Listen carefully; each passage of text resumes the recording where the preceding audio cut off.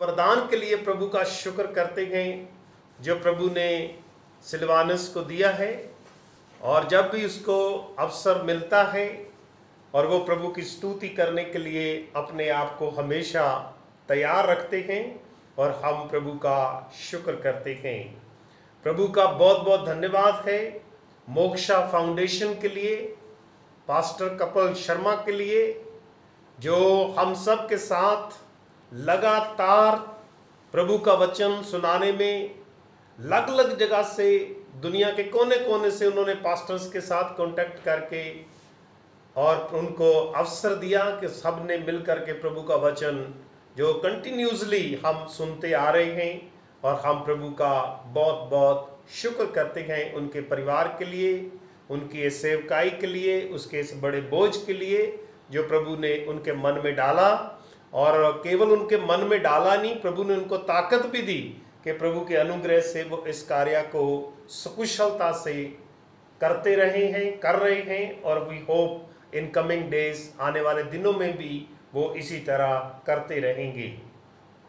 और आज जो प्रभु का वचन हम सुनने जा रहे हैं, ये प्रभु के एक बड़े महान सेवक जो बाइबल में जिनका वर्णन है उत्पत्ति किताब में, ये 37 अध्याय से 50 अध्याय तक अगर आप पढ़ेंगे तो ये सारी बातें जो आज आपके साथ में शेयर करने जा रहा हूँ आप इनको समझने पाएंगे। और जब भी आपको अवसर मिले तो मैं ये बात रिकमेंड करूँगा, आपसे ये सिफारिश करूँगा कि आप इस प्रभु के वचन को उत्पत्ति की किताब द बुक ऑफ जेनेसिस, उसका 37 अध्याय से लेकर के 50 अध्याय तक इसको जरूर पढ़ें। और यूसुफ जो हमारे पुरखा, जो हमारे विश्वास में पूर्वज हैं, याकूब जिसे प्रभु ने बाद में उसका नाम बदलकर इसराइल रखा, और उसका ये प्रिय पुत्र यूसुफ जो राहेल से, जो रेचल से पैदा हुआ था, हम आज उसकी जिंदगी के बारे में प्रभु के वचन में से पढ़ेंगे। जो हमारा थीम वर्स है परमेश्वर का वचन का, जिसके ऊपर मैं आज आपका ध्यान केंद्रित करने जा रहा हूं, जिसके ऊपर आप प्रभु के वचन के ऊपर ध्यान लगाएं कि किस विषय के ऊपर हम आज प्रभु का वचन सुनने जा रहे हैं। और वो है चैलेंज इज एन अपॉर्चुनिटी। कोई भी चुनौती हमारे सामने जब आती है तो उसको हमने एक अवसर के रूप में उसको लेना है। और चैलेंज इज एन अपॉर्चुनिटी कि हम चुनौती को अपने जीवन में अवसर बना लें। ये नहीं है कि चुनौती को देख करके डर जाएं, घबरा जाएं, परेशान हो जाएं और डर के मारे जो है बैठ जाएं। नहीं, बल्कि उस चुनौती को ही अवसर बनाएं। और ये आज हमारा थीम है, क्योंकि ये थीम वर्स मैंने पवित्र बाइबल में नए ऐदनामे में से चुना है। और ये बाइबल में जो आयत है आपको मिलेगी संत पौलुस की पत्री इफिसियों के नाम, उसका 5 अध्याय और उसकी 16 आयत। और उसमें लिखा making the best use of the time because the days are evil. जो दिन बुरे हैं इसलिए हम जो अवसर है, जो हमारे पास समय है, जो हमें अपॉर्चुनिटी मिली है, हम इसको जो है इसका सदुपयोग करें। ट्राई आर बेस्ट कि हम उसका बिल्कुल बेस्ट यूज करें। Making a best use of the time because the days are evil. तो मैं इस तरफ आपका ध्यान केंद्रित करना चाहता हूं कि ये जो थीम आज हमने चुना है, जो विषय आज हमने चुना है, चैलेंज इज एन अपॉर्चुनिटी। आज हमारे जीवन में बहुत बड़ा चैलेंज है, क्योंकि हम कोई 23 मार्च से अब तक, आज 23 मई हो गई है, तो हम लॉकडाउन हैं, नज़रबंद हैं और थोड़ा थोड़ा लोग बाहर निकल रहे हैं। और वो जो हमारा बाहर निकलना भी है वो भी एक तरह से एक भय हमारे जीवनों में बना हुआ है, एक डर बना हुआ है और एक खौफ बना हुआ है। और हम जितने भी दुनिया के लोग हैं, ऐसा ऐसा ये जो चैलेंज है हमारे पास सामने, जो एक चुनौती है, इसको अब अवसर में बदलना शुरू कर दिया है। क्योंकि अब हम देखते हैं कि सारे हर तरीके से कुछ ना कुछ आज बाहर निकल रहा है। आज मैंने एक स्टेटमेंट सुना जो अमेरिका के प्रेसिडेंट है, जिसके बारे में सारी दुनिया ये कहती कि he is the president of the powerful country, he is the powerful man, पर खुदा ने उसको चुना है और अमेरिका का प्रेसिडेंट बनाया है। तो उन्होंने आज उनका एक स्टेटमेंट जो मैंने सुना, तो वो उनका स्टेटमेंट था कि जो जरूरी चीज़ें हैं उनमें परमेश्वर की आराधना भी जरूरी है और उनमें परमेश्वर से प्रार्थना करना भी जरूरी है। तो उनका स्टेटमेंट है कि हमें बहुत दुआओं की जरूरत है, कम दुआओं की नहीं बल्कि बहुत दुआओं की जरूरत है। तो अब हम सब के लिए प्रभु ने जो हमें समय दिया है, हम इसका सदुपयोग करें। जो हमारे सामने चुनौती है इसको हम अवसर में बदलें, और जो भी परेशानियां हैं, और परेशानियां हम रोज देख रहे हैं न्यूज़ के द्वारा, न्यूज़ चैनल्स के द्वारा, सोशल मीडिया के द्वारा, और एक दूसरे से हम सुन रहे हैं कि कितनी परेशानियां दुनिया उठा रही है।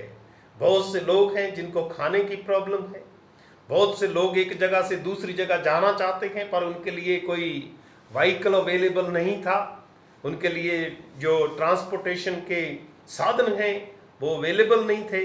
तो लोग बच्चों के साथ साइकिलों पे और पैदल चल करके अपनी घर की तरफ रवाना हुए हैं। लेकिन उनके सामने एक बहुत बड़ी चुनौती थी, पर उन्होंने उस चुनौती को लिया। और एक बड़ी अच्छी स्टोरी, नई स्टोरी, जो गुड़गांव से एक लड़की अपने बीमार पिता को साइकिल पे बैठा के अपने घर लेकर गई है बिहार में, और ये एक बहुत बड़ी चुनौती है।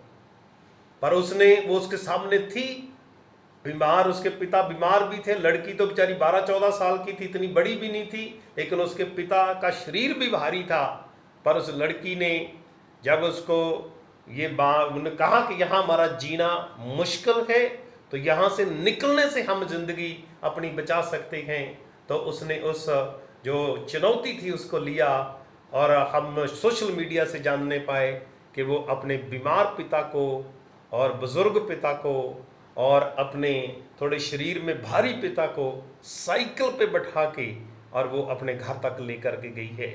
और ये एक बहुत ही आज एक आदर्श जो है दुनिया के सामने रखा है कि दुख के समय, परेशानी के समय, मुश्किल के समय, घटियों के समय में अगर कोई घबरा जाता है तो वो उनका कभी सामना नहीं कर सकता। लेकिन जो लोग खड़े रहे उन्होंने उनका मुकाबला किया और उनको विजय प्राप्त हुई है। और हमारा प्रभु यीशु मसीह, हमारा परमेश्वर, जिसके ऊपर हमारा भरोसा है, और उसको तो हम सब अपने जीवन में अनुभव करते हैं और विश्वास करते हैं, और उसने तो मौत को भी हरा दिया है। He defeated the death। तो हम उस प्रभु के लोग हैं, हम उस परमेश्वर को मानने वाले लोग हैं, हम उस मसीह प्रभु के ऊपर विश्वास करने वाले लोग हैं जिसने मौत को हराया, जिसने शैतान को हराया और जिसने पाप को हराया है। और उस प्रभु के पीछे हम चल रहे हैं। और जितने भी लोग इस प्रभु के पीछे चले हैं, और मैं आज आप सबके साथ अपने उन पैट्रियार्क्स को, अपने उन पूर्वजों को, उन हमारे विश्वास में जो आदर्श हैं, उनके जीवन को आपके साथ शेयर करने जा रहा हूं। और मैं ये जो चैलेंजेस आपके सामने कह रहा हूं कि चैलेंज इज एन अपॉर्चुनिटी। ये जो चुनौतियां हैं ये प्रभु के लोगों के लिए, परमेश्वर के ऊपर भरोसा रखने वाले लोगों के लिए क्या है, ये एक अवसर है। तो हमें इन चुनौतियों का सामना करते हुए आगे बढ़ना है। एक और बड़ी अच्छी स्टोरी है जो मैं आपके साथ शेयर करना चाहता हूं, ये भी सोशल मीडिया पे अवेलेबल है। एक व्यक्ति जिसका नाम दशरथ मांझी। दशरथ मांझी बिहार में किसी गांव के रहने वाले, पहाड़ी एरिया में रहते थे। तो वो काफ़ी बुजुर्ग थे, एज्ड थे, और मजदूर थे, किसान थे, छोटे किसानी करने वाले व्यक्ति थे। लेकिन उसकी स्टोरी इस तरीके की है कि उसकी पत्नी बीमार हो गई। तो जब वो बहुत ज़्यादा बीमार होगी तो उसको उनके गांव से शहर तक ले जाने के लिए जो रास्ता था वो बहुत मुश्किल था, आना जाना लंबा रास्ता था, साधन नहीं था, लेके नहीं जा सकता था, क्योंकि वो गांव पहाड़ के पास था और पहाड़ से घूम करके जाना, वहाँ चढ़ चढ़ के और उतरना चढ़ना, और वो कोई कहते 80 मील की को 80 किलोमीटर उनके गांव से दूर था। लेकिन उसकी पत्नी बीमार हुई, बीमारी से मर गई, और उसको अपने जीवन में जो निराशा हुई कि वो अपनी पत्नी को बचा नहीं सका और अपनी पत्नी को शहर नहीं लेके जा सका। तो जब उसकी पत्नी की मृत्यु होगी तो अब उसके सामने एक बड़ी मुश्किल थी कि वो क्या करे। अकेला व्यक्ति, क्या वो रोता रहता, शोक मनाता रहता, या फिर कोई चैलेंज जो उसके सामने था उसको एक अवसर समझ करके उसका समाधान निकालता। तो उसकी स्टोरी इस तरीके से बताती है कि दशरथ मांझी ने कहा, ये जो पहाड़ है ये ही हमारे गांव को शहर से दूर करता है। अगर इस पहाड़ को काट दिया जाए और इसमें से एक रास्ता बना दिया जाए तो हमारा गांव जो है उसका लिंक जो है वो सीधा शहर से जुड़ सकता है, और जो 80 किलोमीटर है वो कोई 30 किलोमीटर का रास्ता रह जाता है। तो दशरथ मांझी ने एक फैसला लिया, एक शैनी खरीदी, एक हथौड़ा खरीदा, और उसने उनसे दो हथियार लेकर के अपने एक बड़े दृढ़ निश्चय के साथ उस पहाड़ को काटना शुरू कर दिया। और आप सोच सकते हैं कि जब एक व्यक्ति एक हथौड़े और एक शैनी से हथियार लेकर के पहाड़ को काटना शुरू करता है तो उसको देखने वाले या तो ये कहते होंगे कि इसकी पत्नी की मृत्यु ने इसको पागल कर दिया है, या इस अपनी पत्नी की मृत्यु के शोक से ये इसकी हालत ये हो गई है, बावला हो गया है, कई तरह की बातें करते होंगे। पर उसकी स्टोरी ये बताती है कि वो लगा रहा और वो लगा रहा, और उसको 30 वर्ष लगे और उसने पहाड़ तोड़ के अपने गांव का रास्ता सीधा शहर को मिला दिया। और मैं ये बात कहना चाहता हूं कि जो लोग ऐसे होते हैं जो मुश्किलों को देख करके, चुनौतियों को देख करके डर जाते हैं, वो कुछ नहीं करते।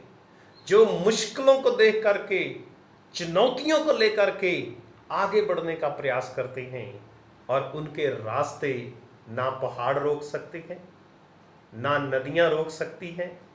और हम सब पवित्र बाइबल में इस बात के गवाह हैं कि परमेश्वर का दास मूसा बनी इस्राएल कौम को मिस्र से लेकर के निकला था, तो आगे उसके लाल समुंदर था।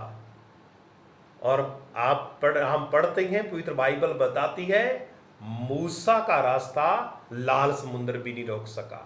क्यों नहीं रोक सका? क्योंकि मूसा परमेश्वर के वचन में पूरी तरह से दृढ़ था, परमेश्वर का दर्शन उसके पास था, परमेश्वर का अनुभव उसके साथ था, और वो रोज अपनी जिंदगी में ये बात अनुभव करता था कि परमेश्वर रात को भी हमारे साथ है, परमेश्वर दिन को भी में हमारे साथ है। और जैसे परमेश्वर का वचन 139 भजन, और उसको हम अगर पढ़ते हैं तो बड़ा अच्छा खुदा का कलाम प्रभु का वचन है जो हमें सिखाता है कि उसने हमें आगे पीछे से घेर रखा है। वो हमारा उठना बैठना जानता है और वो हमें रोज देखता है। अगर हमारा ऐसा विश्वास है कि परमेश्वर हमारे साथ है, परमेश्वर दिन में भी हमारे साथ है, परमेश्वर रात में भी हमारे साथ है, परमेश्वर खुशियों में भी हमारे साथ है, परमेश्वर गम में भी हमारे साथ है, परमेश्वर दुखों में भी हमारे साथ है, परमेश्वर सुखों में भी हमारे साथ है। और हमने ये अनुभव करना है। हमने आज जो हम सबके सामने चुनौती है और हमने इसको अवसर में बदलना है। और आज परमेश्वर के वचन से जो मैं आप सबसे पहले कह चुका हूं कि मैं प्रभु के वचन में परमेश्वर के दास हमारे विश्वास में, हमारे उनके जीवन जो बहुत कंट्रीब्यूट करते हैं, बहुत हमें सहयोग देते हैं और उनके जीवनों से हम बहुत कुछ प्राप्त करते हैं।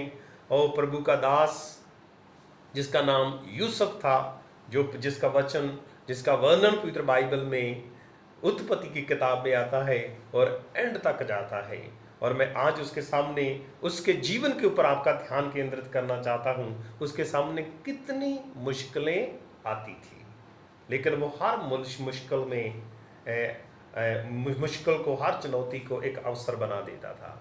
और सबसे पहली बात, जब वो अभी 17 वर्ष का था, जवान था, तो उसको स्वप्न आने शुरू हो गए। बाइबल में तो लिखा है उसने स्वप्न देखे।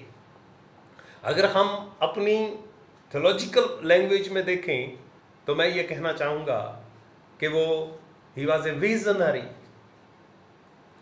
वो अपने भाइयों में छोटा था, उससे बड़े थे भाई उसके, लेकिन वो दर्शन देखता था, स्वप्न देखता था। और उसके स्वप्न क्या थे?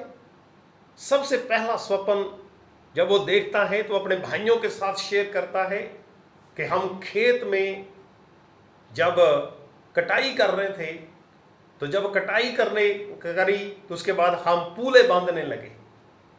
तो कहता जो मेरा पूला है वो खड़ा हो गया और जो बाकी 11 पूले हैं उन्होंने आकर के वो जो पूला था उसको नमस्कार किया और उसको सिजदा किया, उसके सामने झुके, उसका मान सम्मान किया।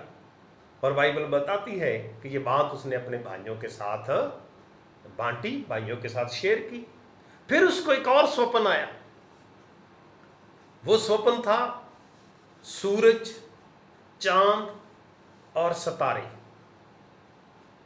जो सब हैं वो भी उसको सिजदा कर रहे हैं। तो उसने कहा वो भी मुझे सिजदा कर रहे हैं। तो उसके पिता याकूब ने ये कहा कि क्या मैं और तेरी मां भी तुझे सिजदा करेंगे? उसने कहा ये तो मुझे पता नहीं है, लेकिन प्रभु का वचन पवित्र बाइबल बताती है कि उसने अपने दर्शन को शेयर किया।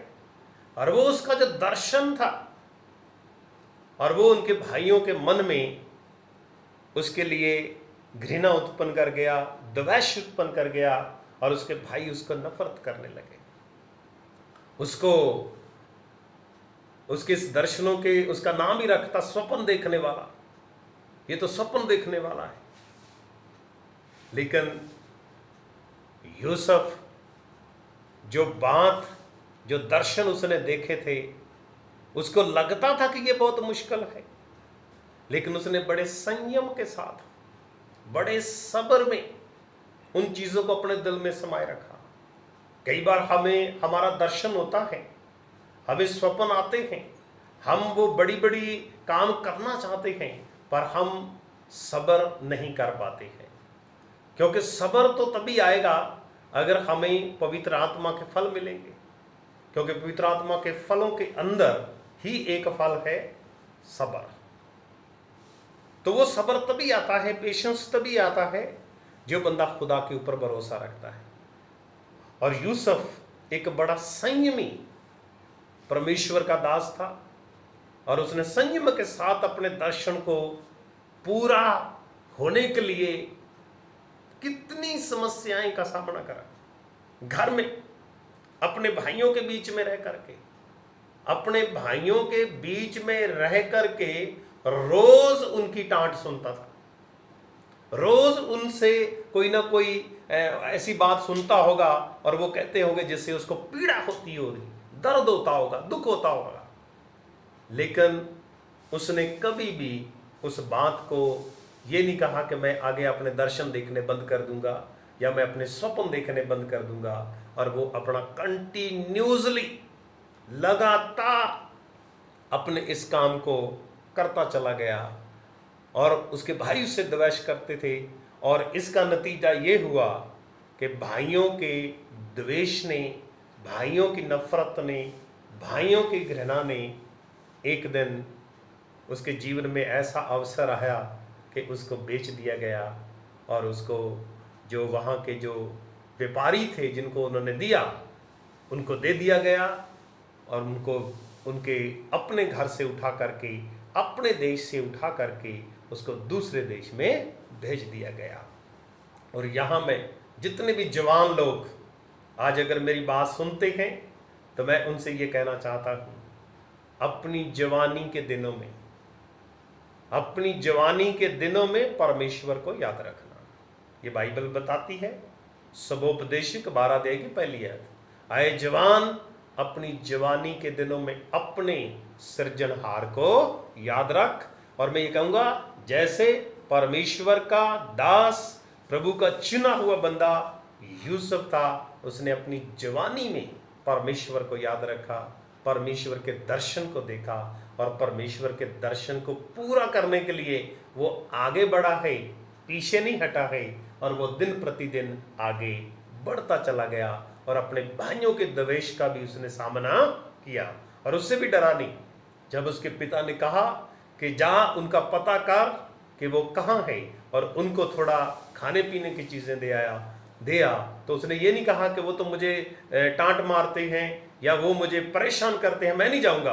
वो अपने पिता की बात मानी, आज्ञाकारिता के साथ गया और उनको ढूंढा जा करके। जब उनको शकेम में नहीं पाया तो फिर उसने किसी से पूछा कि यहाँ जो चरवाहे भेड़ें चरा रहे थे वो कहाँ हैं, तो उन्होंने कहा वो दोतान को चले गए हैं। तो वो उनके पीछे दोतान को गया और उसने अपनी कार्य को पूरा करता चला गया और उसको पता था कि मेरे भाई मुझे क्या कहेंगे। और ये बाइबल में लिखा भी है कि उन्होंने कहा देखो स्वप्न देखने वाला आ रहा है।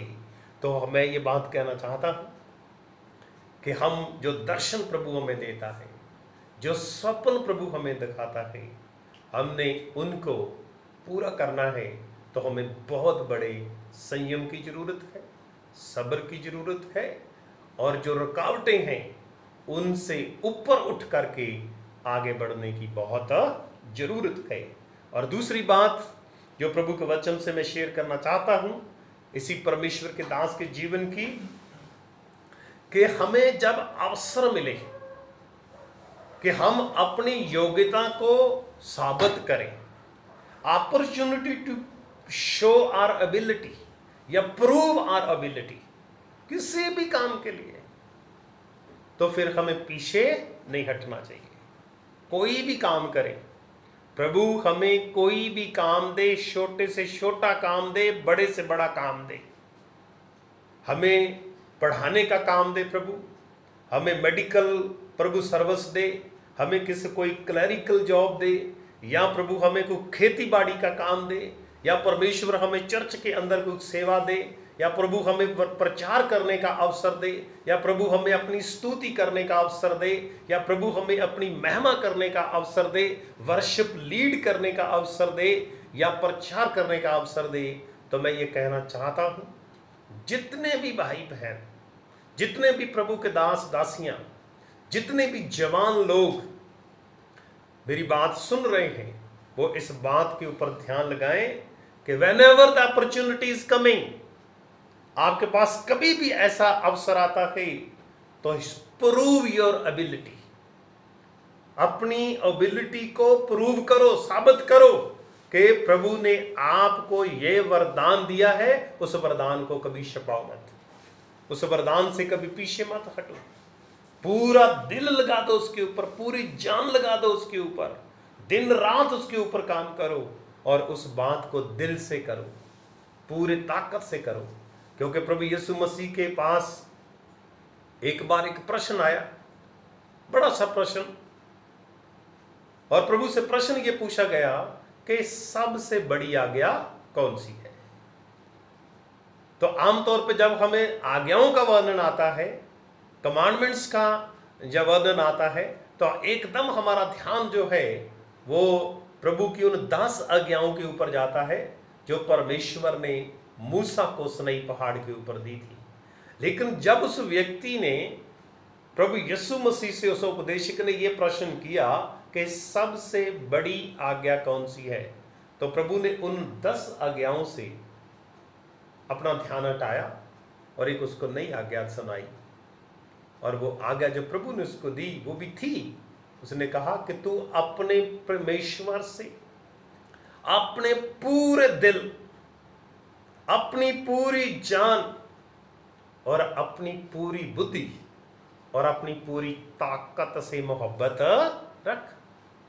पूरी ताकत, पूरी बुद्धि, पूरी प्राण से परमेश्वर को प्रेम कर। और मैं ये बात प्रभु के वचन से कहना चाहता हूं कि जब भी हम कोई काम पूर्ण मन से करते हैं, क्योंकि मन पूर्ण होना बहुत जरूरी है, क्योंकि बाइबल परमेश्वर का वचन संत मत्ती रचित सुसमाचार उसकी 18 अध्याय की 20 आयत प्रभु का वचन कहता है, जहां 2 या 3 एक मन हो मेरे नाम में इकट्ठे हो, या जहां 2 जन एक मन हो, जो कुछ मेरे पिता से मांगेंगे मैं उन्हें दूंगा। और जहां 2 या 3 इकट्ठे होंगे मैं उनके बीच में हाजिर होऊंगा। तो जब हम एक मन हो, पूर्ण मन से प्रभु के कदमों में आए, तो हम पूर्ण मन से कदमों में आएंगे, तो तब ही हम जो अवसर हमें मिला है, जो अपॉर्चुनिटी हमें मिली है, हम अपनी एबिलिटी को, अपनी योग्यता को, अपने वरदान को अच्छे से लगा सकते हैं परमेश्वर के काम के लिए। और मैं ये बात कहना चाहता हूं प्रभु के वचन से, अगर आप पढ़ेंगे परमेश्वर का वचन, उत्पत्ति की किताब और उसका 39 अध्याय, उत्पत्ति की किताब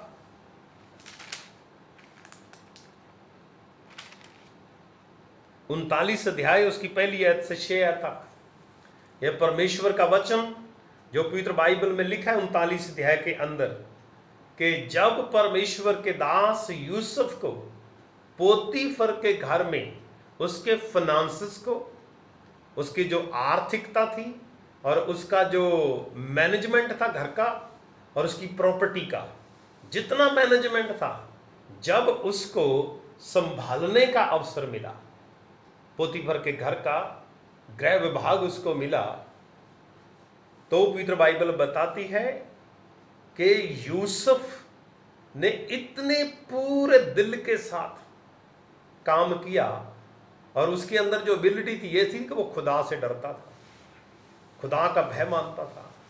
और बाइबल बताती परमेश्वर उसके साथ था।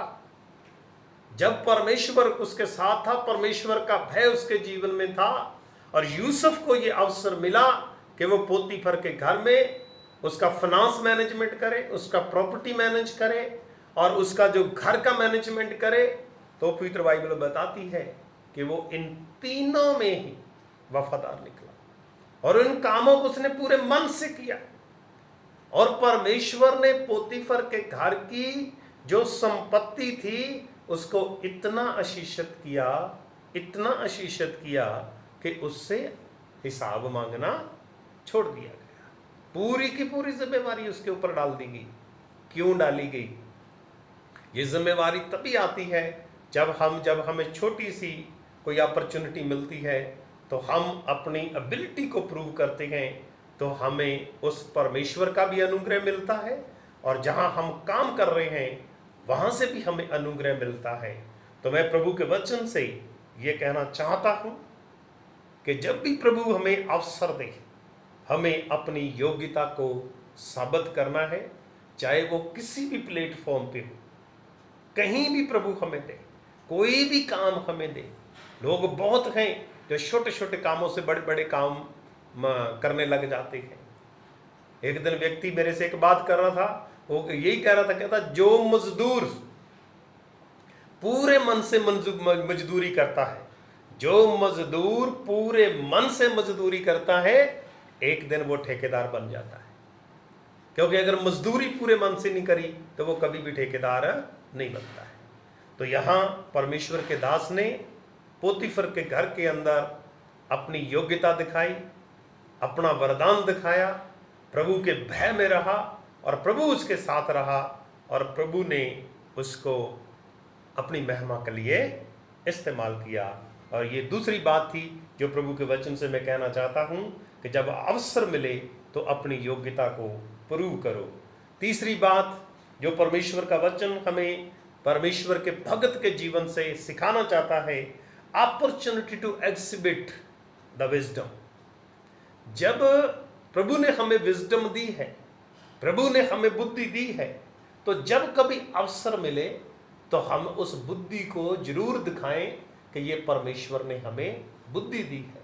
क्योंकि विजडम देखिए तो वरदान है, बुद्धि का आत्मा, जो 9 वरदान है पवित्र आत्मा का, बुद्धि के आत्मा का वरदान है।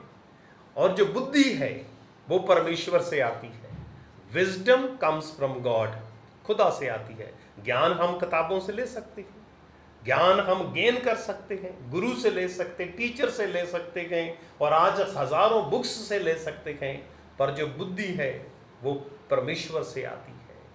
और परमेश्वर का वचन बताता है नीति वचन में कि जो बुद्धि है परमेश्वर से भय से आती है, कि यहोवा का भय मानना बुद्धि का मूल है। और जो लोग परमेश्वर का भय मानेंगे, पर उसका मूल क्या है, वो बुनियाद रख देते हैं बुद्धि की। और जो बुद्धिमता है, और बुद्धिमता की बातें होती है, ज्ञान की बातें अलग होती, ज्ञान का वरदान अलग है, बुद्धि का वरदान अलग है। तो हम जब परमेश्वर हमें वरदान दिया है बुद्धि का, तो जब परमेश्वर हमें अवसर दे और हम उस बात को जरूर एग्जिबिट करें, दिखाएं, इस्तेमाल करें, क्योंकि परमेश्वर ने हमको अपने वरदानों से, पवित्र आत्मा के वरदानों से ममूर किया है। और हम अगर परमेश्वर के दास यूसुफ की जिंदगी के ऊपर ये जब सोचें, तो कब उसको अवसर मिला? जब उसको अवसर मिला जब वो जेल में था। अब उसके सर्कमस्टांसेस देखें कि पोतीफर की वाइफ ने उसके ऊपर इल्जाम लगा दिया और पोतीफर ने उसको जेल में डाल दिया। और पवित्र बाइबल बताती है कि वो जेल में जब था तो दरोगा की कृपा दृष्टि और दरोगा का अनुग्रह यूसुफ के ऊपर हुआ। और जब उसके ऊपर अनुग्रह हुआ तो यूसुफ अपने अंदर जितने भी उसको कैदी जो दिए जाते थे उनको बहुत अच्छा मैनेज करता था, उनके साथ बड़े प्यार से रहता था, और उनकी हर समस्या का समाधान करने की कोशिश करता था, और उनकी हर बात में मदद करता था। तो उसको एक दिन अवसर मिल गया कि उसके 2 भाई नाराज थे जो वहां कैद में थे। फिरौन के उनको भी उसी कैद में डाला था, क्योंकि वो फिरौन की बादशाही के कैदी थे। एक पिलाने हारा था और एक पकाने हारा था। और एक दिन सुबह से दोनों ने एक ही रात में अलग अलग स्वप्न देखा। जब उन्होंने अलग अलग स्वप्न देखा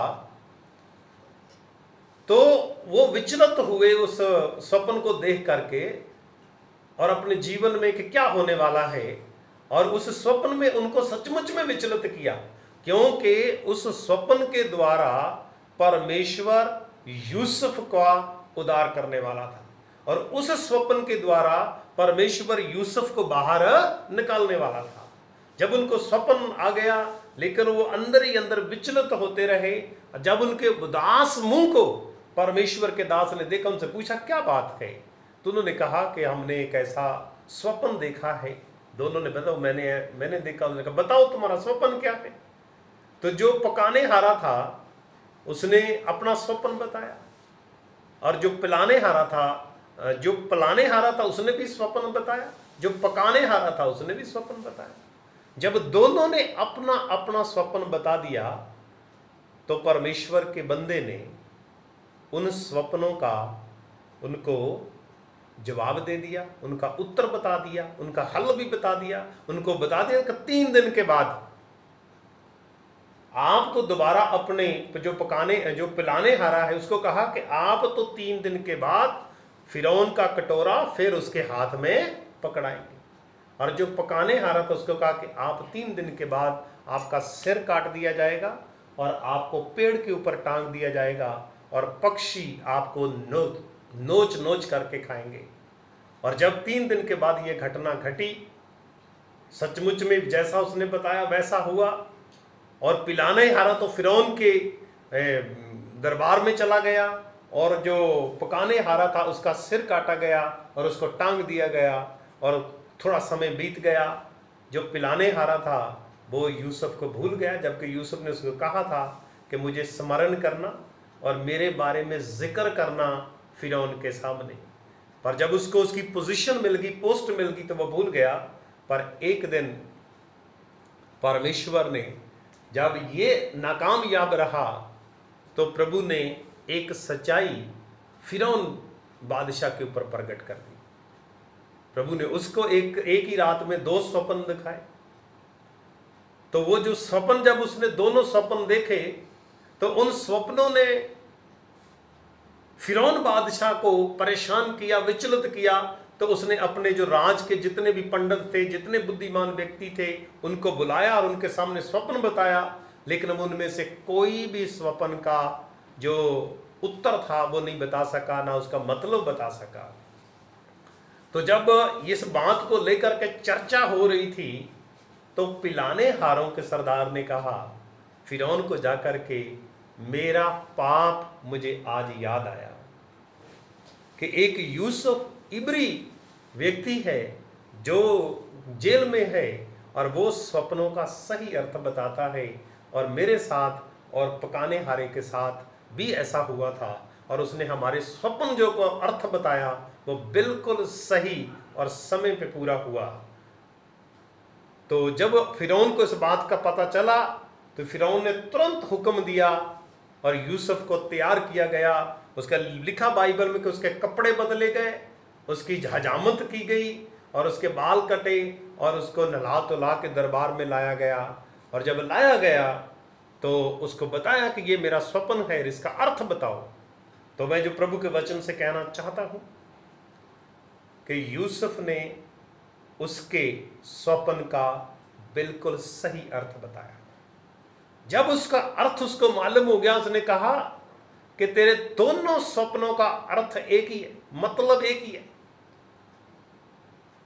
कि 7 साल तेरे देश के अंदर सुकाल के होंगे, बहुत फसल होगी, और उसके बाद 7 साल के बाद 7 साल का अकाल पड़ेगा।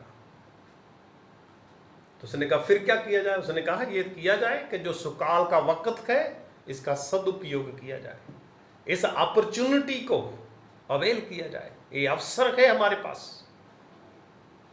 तो उसके क्या गोदाम बनाए जाए, और जो टैक्स है वो 5% लगाया जाए, जो भी 5 माह से जब 5वां हिस्सा लगाया जाए, और जो अनाज है वो 7 दिन में हर जगह पे स्टोर बना के उसको इकट्ठा कर लिया जाए कि आने वाले 7 सालों को हम फेस कर सकें।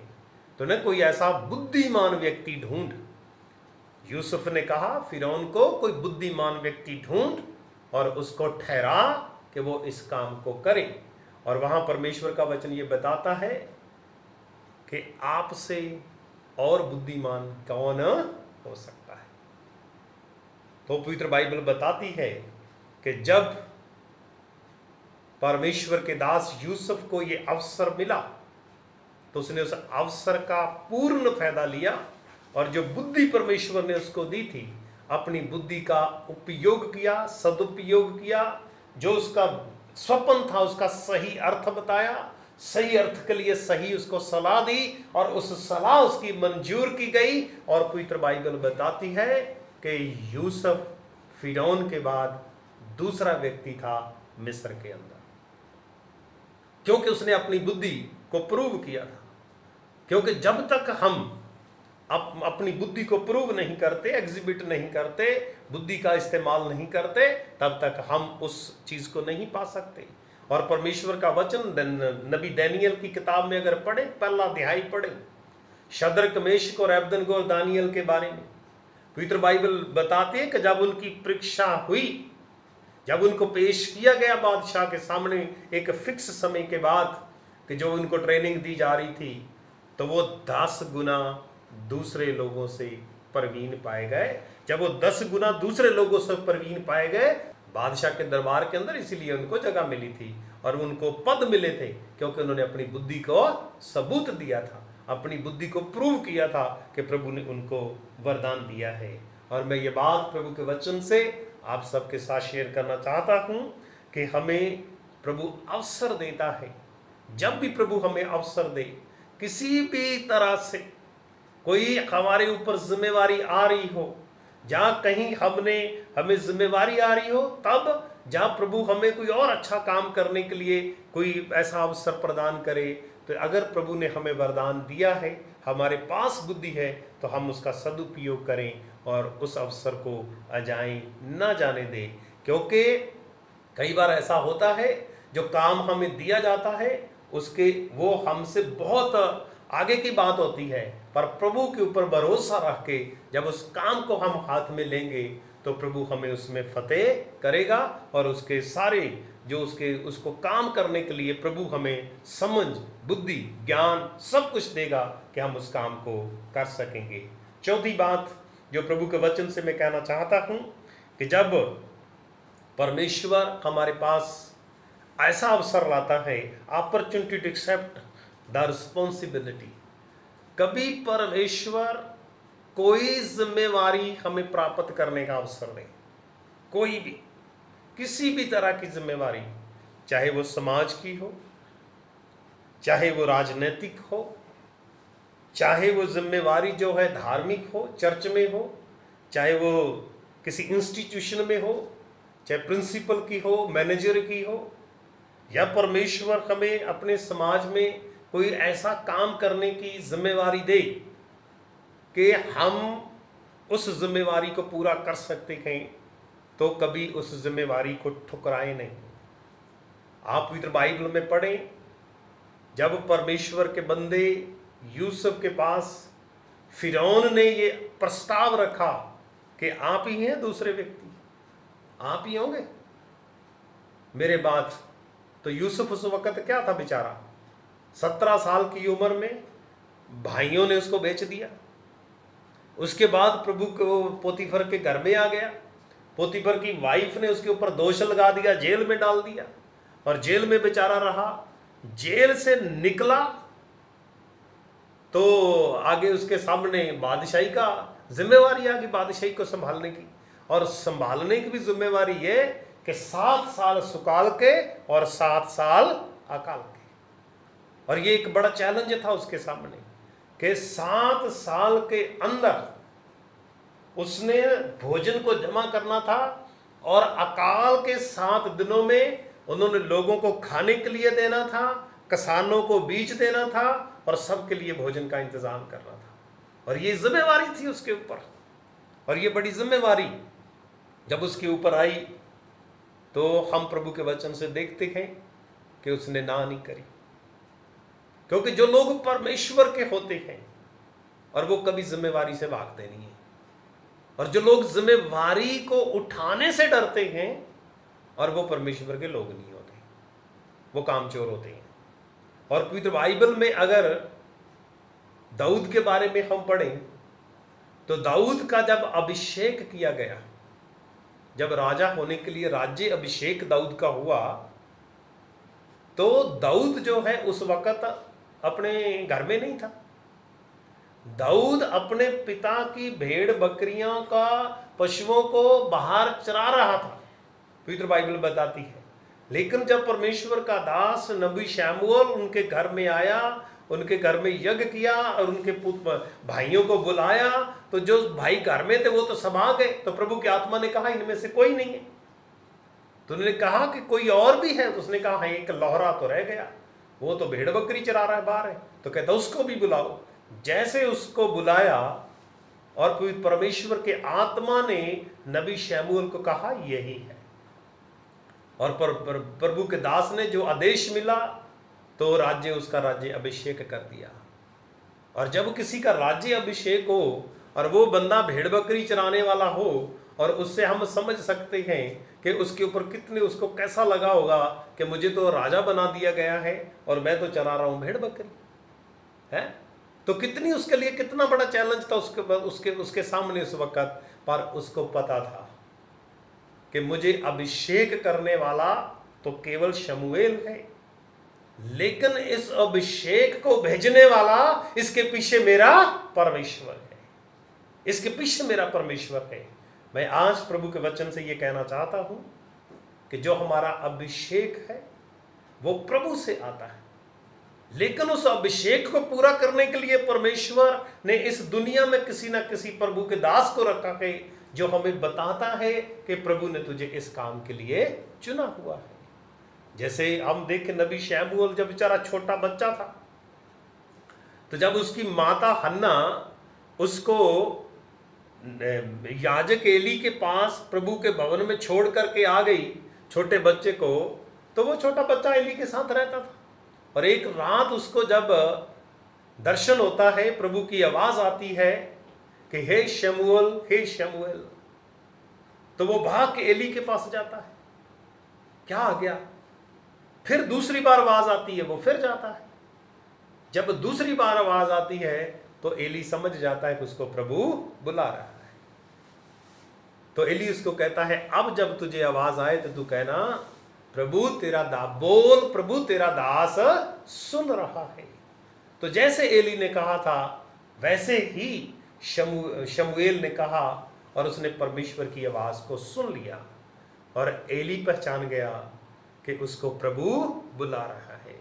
और मैं ये बात कहना चाहता हूं कि इस दुनिया के अंदर प्रभु के दास हैं, नबी हैं, याजक हैं, जिनको परमेश्वर ने चुन करके रखा हुआ है कि वो हमें बताएं कि आपको परमेश्वर बुला रहा है, और आपको परमेश्वर आवाज दे रहा है, और आपको परमेश्वर ने चुना है, और आपका अभिषेक करने के लिए प्रभु ने मुझे भेजा है।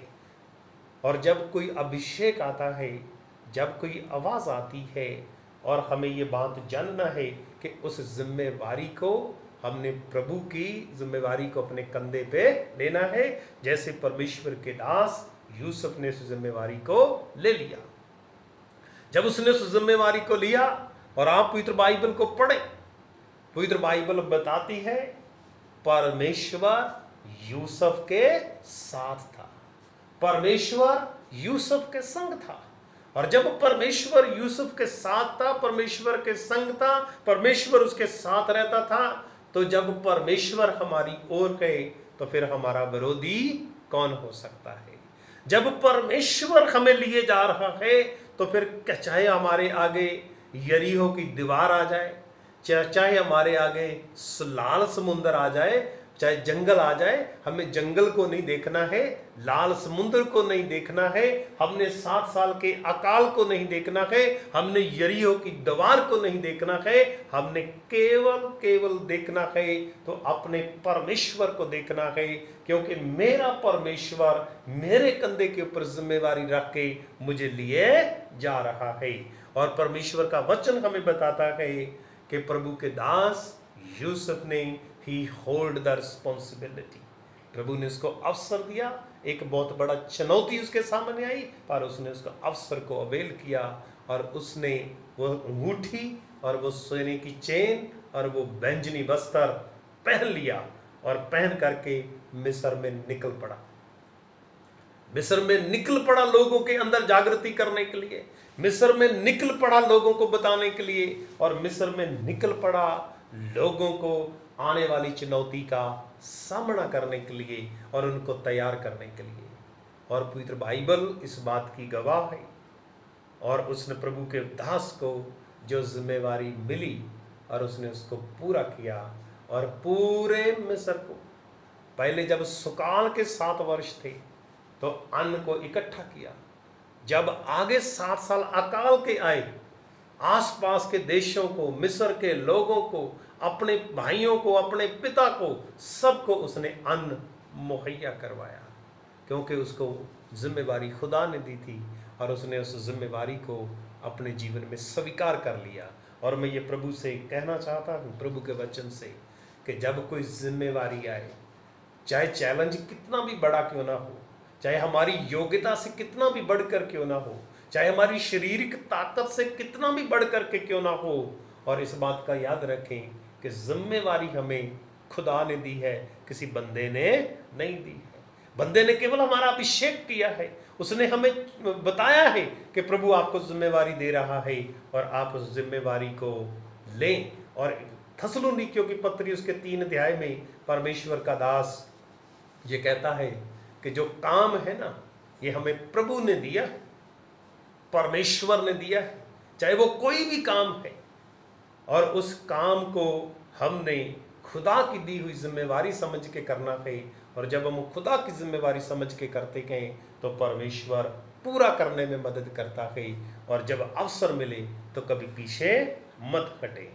तीसरी बात और पांचवी बात जो प्रभु के वचन से, और ये आखिरी बात है और खुदा के कलाम की जो आज के सरमन की, और जो मैं आपके साथ शेयर करना मांगता हूँ, कि जब परमेश्वर साथ होता है, एक वक्त आता है कि जब मैं बदला लूं। वक्त आता है कि जब हमारे पास ताकत भी होती है, हमारे पास रिसोर्सेज भी होते हैं, और हमारे पास लोग भी होते हैं, और हम कर सकते हैं कि हम बदला लें। पर प्रभु का वचन बताता है जब अवसर मिले फिर बदला नहीं लेना, बल्कि क्या करना, पापों को क्षमा कर देना। पापों को क्षमा कर देना। वो क्षमा जब ताकत हाथ में हो, वो क्षमा बहुत बड़ी होती क्षमा। और ऐसे कई हम लोगों ने ऐसे वचन दिए हैं, जो लोग बुद्धिमान लोग हैं, वो ऐसी कई उनके जो सेइंग्स हैं कि जो कमजोर आदमी है वो हमेशा बदले की बात करता है, लेकिन जो ताकतवर है, समझदार है, वो माफ कर देता है। और इसी के साथ जुड़ती हुई बात मैं कहूंगा कि when you will get the opportunity, आप अपनी जो अपॉर्चुनिटी है, जो आपके पास वक्त है, opportunity to convert the enmity to friendship और रिकंसिलिएशन। जब अवसर मिले दुश्मनी पूरी करने का या बदला लेने का, तो माफ कर दें और रिकंसिलिएट करें, मेल मिलाप करें। क्योंकि बाइबल बताती है धन्य है वो जो मेल कराने वाले हैं, क्योंकि वो परमेश्वर के पुत्र कहलाएंगे। If we want to be the sons and daughters of God, और पवित्र बाइबल बताती है, संत यूहन्ना रचित सुसमाचार उसका पहला अध्याय और उसकी 12 आयत, जितनों ने ग्रहण किया उसने उन्हें परमेश्वर के संतान होने का अधिकार दिया। जिन्होंने परमेश्वर के वचन को स्वीकार किया है, जिन्होंने परमेश्वर के वचन को अपने जीवन में पाया है, जिन्होंने परमेश्वर की बुलाहट को अपने जीवन में लिया है, जिन्होंने अपने परमेश्वर की आवाज को सुना, अभिषेक को लिया है, वो क्षमा करने की ताकत रखते हैं, और वो रिकंसिलिएशन की ताकत रखते हैं, और वो एक दूसरे के साथ मेल मिलाप की ताकत रखते हैं। क्योंकि रोमियो की पत्री में भी परमेश्वर का वचन 12 अध्याय में आखिरी पदों में आप पढ़ेंगे तो आता है, बदला लेना मेरा काम है, प्रभु कहता है। प्रभु कहता है, तुम्हारा काम नहीं है, तुम्हारा काम किसी से बदला नहीं। ये सब बातें मुझ पे छोड़ दो। और हमने प्रभु के दास, जो परमेश्वर का भगत, हमारे पूर्वज यूसुफ, जब उसके पास अवसर था बदला लेने का, तो उसने क्या किया, माफ कर दिया।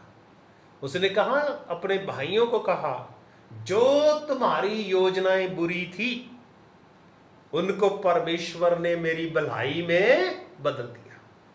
उन सारी योजनाओं को, जितनी उन्होंने दुष्ट योजनाएं बनाई थी, उसको गड्ढे में फेंक देने की, और उसके बाद उसको इश्माइलियों को बेच देने की, मिद्यानियों को बेच देने की, और आगे जितनी आगे की योजनाएं थी, उसकी पोतीफर की वाइफ की उसको जेल में डाल देने की, उन सारी योजनाओं को परमेश्वर ने निष्फल कर दिया, असफल कर दिया। क्योंकि बाइबल बताती है, कोई भी हथियार जो तेरी हानि का है वो तेरे ऊपर नहीं चलेगा। क्यों नहीं चलेगा?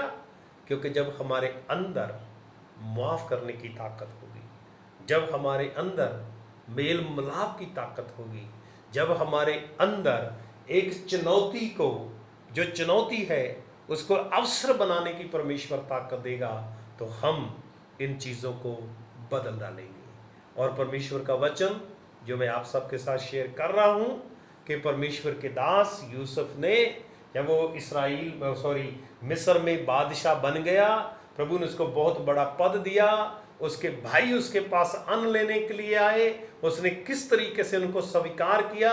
जब उनको पता चला कि ये तो यूसुफ है, तो बाइबल बताती उनके हाथ पांव कांपने लगे, डरने लगे। वो उनको सामने मौत दिखाई दे रही थी, भाई नहीं दिखाई दे रहा था उनको सामने में, लेकिन यूसुफ जिसको उन्होंने मौत दिखाई थी उनको भाई दिखाई दे रहे थे।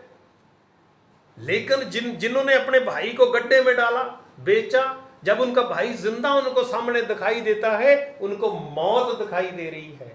लेकिन जिसको मौत दिखाई थी उसको भाई दिखाई दे रहे हैं। मैं आप सबसे ये कहना चाहता हूं कि परमेश्वर का वचन हमें सिखाता है, यूसुफ के पास ताकत थी, यूसुफ के साथ उस वक्त बहुत बड़ा पद था, पोजीशन थी, यूसुफ के पास उस वक्त धन था, अन्न था, और उस एरिया के सबसे जितने भी उस एरिया में, उस इलाका के अंदर देश आते थे, उन सबको एक ही उम्मीद थी, और वो उम्मीद था यूसुफ। लेकिन उसके भाई जब आते हैं तो वो अपने भाइयों के लिए बहुत अच्छा इंतज़ाम करता है।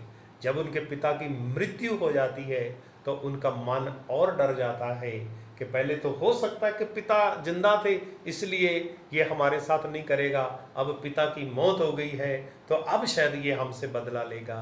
पर उसने कहा नहीं, उसने फिरौन के पास गया, उनको कहा इनको एक अलग देश दे, क्योंकि मेरे भाई हैं और ये तो पशुपालक हैं, इनको वो चरागाहें दे।